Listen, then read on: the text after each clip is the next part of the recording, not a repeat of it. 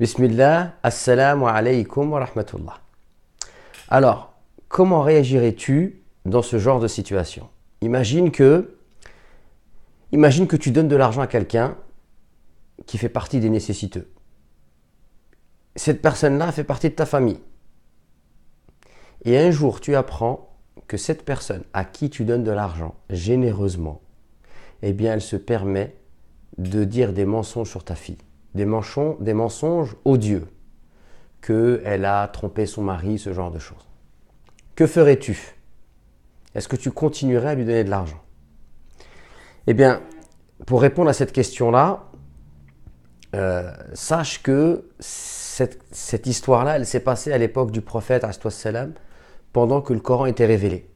Et cette histoire-là, elle s'est passée avec un compagnon du prophète, en effet, Abu Bakr Siddiq, radiyallahu anhu, eh bien, il donnait de l'argent à son cousin, qui s'appelait Mistah ibn Uthatha.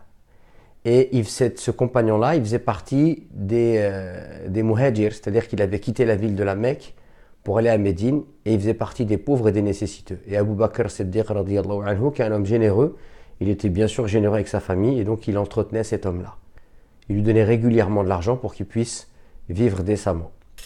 Et lorsqu'il a entendu que cet homme-là, eh bien, il a calomnié sa fille, lors de cette célèbre histoire où on a calomnié Aïcha, la mère des croyants, radiyallahu anha, et qu'elle a été innocentée par Allah subhanahu wa ta'ala, eh bien, Abu Bakr Siddiq, radiyallahu anhu, a juré que plus jamais il ne subviendrait aux besoins de cet homme, que plus jamais il continuerait à lui donner de l'argent. Il a juré, un serment.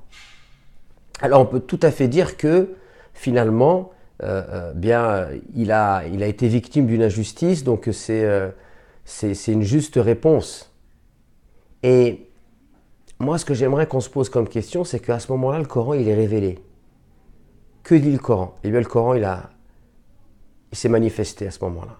Et il a dit, notamment à Abu Bakr Siddiq, radiyallahu anhu, mais pas seulement finalement, à tous les musulmans, il dit « Waliya'fu waliyasfahu, ala tuhibbuna an yaghfira Allahu lakum, wallahu ghafurur rahim » C'est-à-dire, Allah subhanahu wa ta'ala, donc dans le verset de la sourate 24, verset 22, où Allah subhanahu wa ta'ala, il parle de ulul fadl wa sa'a, c'est-à-dire ceux qui ont de l'argent qu'ils doivent donner aux pauvres.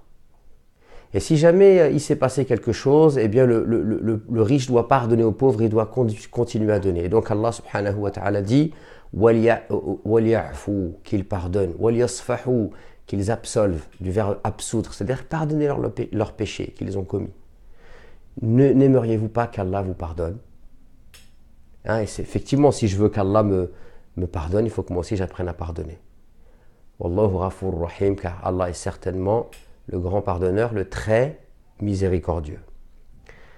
Donc on voit que le Coran, barakallahu fikum, il a invité Abu Bakr Siddiq, radiyallahu anhu, dans une situation extrêmement critique. Il l'a invité à quoi? Au pardon. Il l'a invité finalement à se désavouer lui-même, puisqu'il avait fait un serment comme quoi il ne subviendrait plus aux besoins de son cousin. Donc il l'a amené finalement, le Coran, à le contredire, à se contredire soi-même, à revenir sur ses prises de décision, et plutôt à délaisser la vengeance, une forme de rigidité, et à l'amener plutôt au pardon. Alors il faut juste quand même dire que cet homme-là, il va être corrigé pour cette calomnie, il va se repentir. Et c'est pour ça qu'Allah va demander à Abu Bakr Siddiq, radiyallahu anhu, eh bien, de ne pas rester dans le désir de vengeance et dans la rancune, mais plutôt d'aller vers le pardon.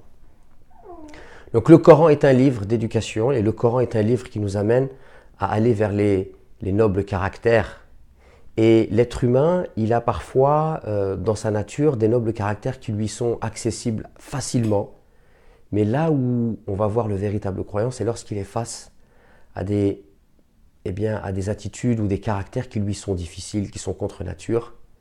Est-ce que son islam, est-ce que sa pratique religieuse va l'amener à se dépasser et à développer ces nobles caractères? Donc développer les nobles caractères, eh bien c'est la vie du musulman, c'est la vie du croyant, c'est la voie du Coran. Et avec l'Institut Amin, cette année, eh bien, on propose un cours tous les mardis qui s'intitule Développe les nobles caractères. Pour en savoir plus, je vous invite à consulter le bas de la vidéo. Barakallahu fikum.